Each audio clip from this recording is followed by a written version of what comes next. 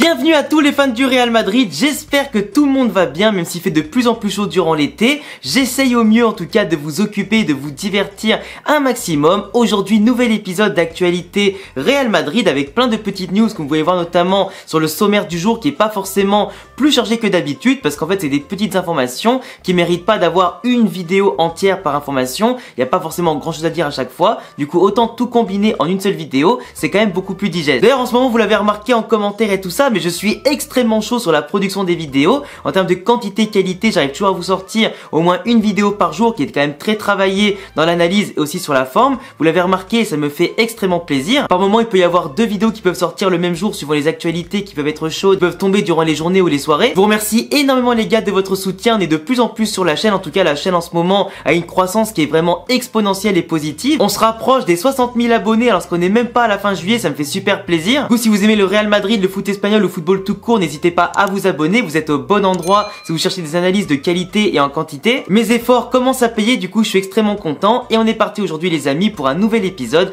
d'actualité Real Madrid. Par rapport à la première information de la vidéo, ça va tourner autour du nouveau maillot extérieur du Real Madrid pour la saison 2023-2024 qui a officiellement été dévoilé par le Real Madrid directement. En général, pour l'annonce des maillots domicile ou extérieur, c'est souvent via le biais de prestataires, de shooting photos avec les joueurs et des mannequins en général que c'est annoncé dans des publicités etc ou des petites vidéos sur les réseaux. Mais cette année le Real Madrid a voulu la jouer beaucoup plus classe, beaucoup plus discret et sobre dans l'affaire, avec d'un côté les joueurs de l'effectif qui ont tous porté le maillot extérieur pour justement préparer leur voyage vers les États-Unis en vue de la pré-saison qui va commencer contre deux belles équipes et pour faire de beaux matchs de préparation. Du coup, tous les joueurs avant de monter dans l'avion étaient attendus bien sûr par beaucoup de supporters à l'aéroport et beaucoup de journalistes qui ont vu en direct le nouveau maillot dévoilé par les joueurs du Real Madrid qui portaient tous le maillot. Du coup, pendant l'avion, ils le portaient tous et tout ça. Franchement, je trouve que ça fait quand même une belle annonce en utilisant les réseaux sociaux, en utilisant aussi cette surprise. Et pour moi, je trouve qu'au passage, le maillot est super beau dans la couleur principale, dans les bandes colorées sur les épaules et les manches,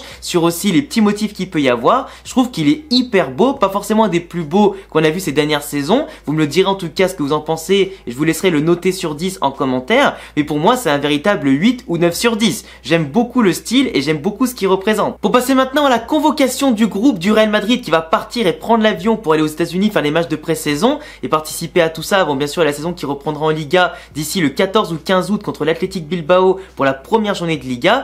Aujourd'hui on peut voir que dans le groupe comme je vous affiche ici il y a quasiment tout l'effectif qui est présent. Là où il y a une surprise par exemple, c'est qu'il y a le jeune Nico Paz qui fera du coup le bon du Castilla à l'équipe première et qui va rester avec l'équipe première pendant toute la pré-saison, ce qui est du coup plutôt stylé pour un jeune qui a un grand talent, un gros potentiel et que Luka Modric et Toni Kroos avaient déjà déclaré dans la presse qu'il était extrêmement bon et qu'il devrait toujours s'entraîner avec eux. Ça c'est un jeune qui a beaucoup d'avenir, qui a brillé avec Raúl Castilla, qui a brillé aussi avec Arbeloa chez les U19 et aussi en Youth League et qui mérite je pense d'avoir le grand saut, pas forcément tout de suite en équipe première du Real Madrid mais au moins s'entraîner avec eux avant pourquoi pas d'être prêté en Espagne à un club de Liga ou dans d'autres grosses équipes de première division au niveau européen pour qu'ils s'aguerrissent, prennent de l'expérience et pourquoi pas qu'un jour ils reviennent au Real Madrid pour s'y imposer comme l'ont fait d'autres joueurs avant lui. Très bonne nouvelle, mais par contre là où il y a une surprise aussi, c'est qu'il n'y a pas Álvaro Rodríguez dans la liste des sélectionnés pour ce groupe là. Donc on n'a pas d'attaquant de pointe à part Rosselló, on a que des ailiers sur les côtés avec Vinicius, Rodrigo ou Brahim Diaz et Arda Güler qui est considéré dans la liste comme un milieu de terrain,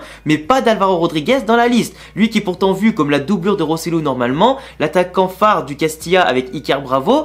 Pour l'instant il n'y a pas d'autres joueurs en attaque de pointe au Real Madrid à part Rosselló et on le prend pas lui pour la pré-saison. Du coup normalement il devait faire partie du groupe avec Ancelotti cette année pour alterner. Après bien sûr s'il y a Mbappé, un Harry Kane ou je sais pas qui vient signer, forcément il aura très peu de chances de jouer, faire partie du groupe. Il sera donc prêté ou vendu ailleurs, alors pourquoi pas de revenir dans plusieurs années. Mais globalement je pense que là c'est un signal fort pour dire que le Real Madrid est en très bonne voie de signer Kylian Mbappé d'ici les prochains jours, les prochaines heures et qui devrait du coup rejoindre le Real Madrid en pré-saison aux États-Unis dès qu'il aura signé. Et forcément ça laisse peu de place à Álvaro Rodríguez qui n'aurait aucun lieu aujourd'hui de rejoindre l'équipe en pré-saison. Et forcément je pense que le Real Madrid est déjà actuellement en train de chercher une porte de sortie pour Álvaro Rodríguez, s'exprimer sur le terrain un peu plus loin que le Real Madrid. C'est un peu dommage pour un jeune qui a du potentiel mais qui pour ma part m'avait quand même beaucoup déçu de ce que j'ai vu de lui en fin de saison, notamment durant les playoffs avec le Castilla où il n'a pas été très utile pour franchir le pas pour monter en deuxième division, très décevant. Et donc pour moi aujourd'hui, c'est aussi normal que la concurrence se fasse, que des choix se fassent du côté du Real et d'Ancelotti et qu'on cherche aussi le meilleur pour l'avenir des jeunes et ne pas les bloquer inutilement au Real Madrid. D'ailleurs, pour vous parler vite fait des départs du Real Madrid ces derniers jours, on a par exemple le capitaine du Castilla, Carlos Dotor, dont je vous ai déjà parlé en vidéo, qui est pour moi un joueur qui est un véritable crack.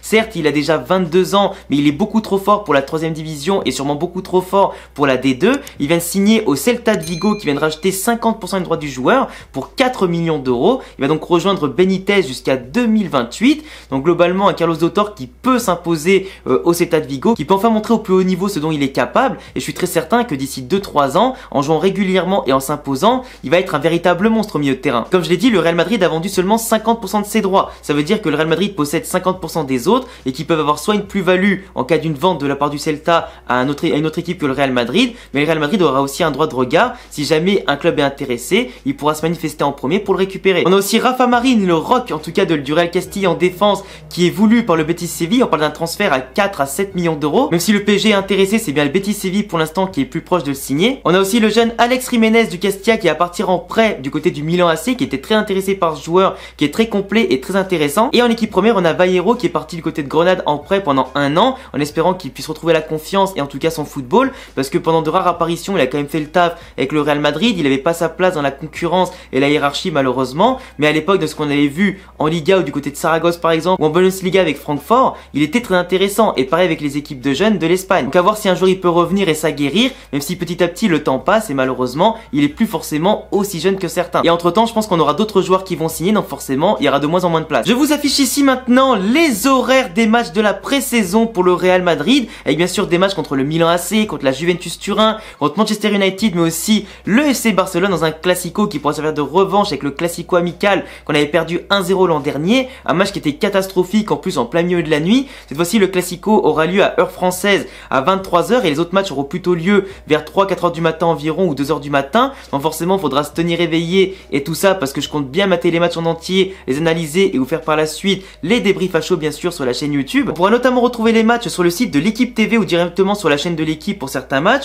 On a aussi par exemple à l'étranger les chaînes Eleven Sport, Movistar et aussi pourquoi pas Canal Plus et Bein Sport africain qui vont pouvoir diffuser les matchs là. Donc à vous de vous adapter sur bien sûr le fuseau horaire où vous vous trouvez. Mais on a vraiment un très beau programme qui va préparer parfaitement l'effectif en termes techniques, tactiques et aussi footballistiques, en espérant jauger comme il faut la forme et méforme de certains joueurs, travailler les automatismes et bien sûr se préparer pour le début de la Liga. Et la dernière nouvelle de la vidéo, c'est bien sûr la fameuse blessure au genou de Jude Bellingham qui a bien sûr été testée ces derniers jours. L'autre jour, il avait dû écourter son entraînement parce que justement le Real Madrid, en sachant que son joueur sort d'une opération à son genou, etc., il a passé l'été à se préparer convenablement. Ils ne veulent pas forcer, en plus de ça, avec l'entraînement assez hardcore de Pintus. Pour l'instant, Bellingham avec Pintus, il galère un petit peu, mais petit à petit, il va prendre ses marques comme n'importe quel joueur en tout cas qui est là depuis plusieurs années au Real Madrid. Donc Bellingham qui va petit à petit, qui monte en tout cas crescendo en intensité, mais globalement son genou va extrêmement bien. Vous inquiétez pas, le Real Madrid avec la visite médicale et tous les tests qui sont effectués au quotidien, tout va bien pour Bellingham. Il est en forme, il est affûté, de plus en plus affûté du moins, et croyez-moi qu'il va nous régaler cette saison dès les matchs de pré-saison. Donc voilà les gars, c'est tout pour cette vidéo à propos de l'actualité Real Madrid qui est un peu plus courte que d'habitude, mais en tout cas plutôt intéressante au niveau des différentes actualités. Je vous laisserai me dire ce que vous en avez pensé en commentaire, si vous aimez toujours ce format ou pas, dites-le moi, comment je pourrais l'améliorer éventuellement. Compte sur vous pour vous abonner, cocher la cloche, le petit pouce bleu, c'est très important pour soutenir,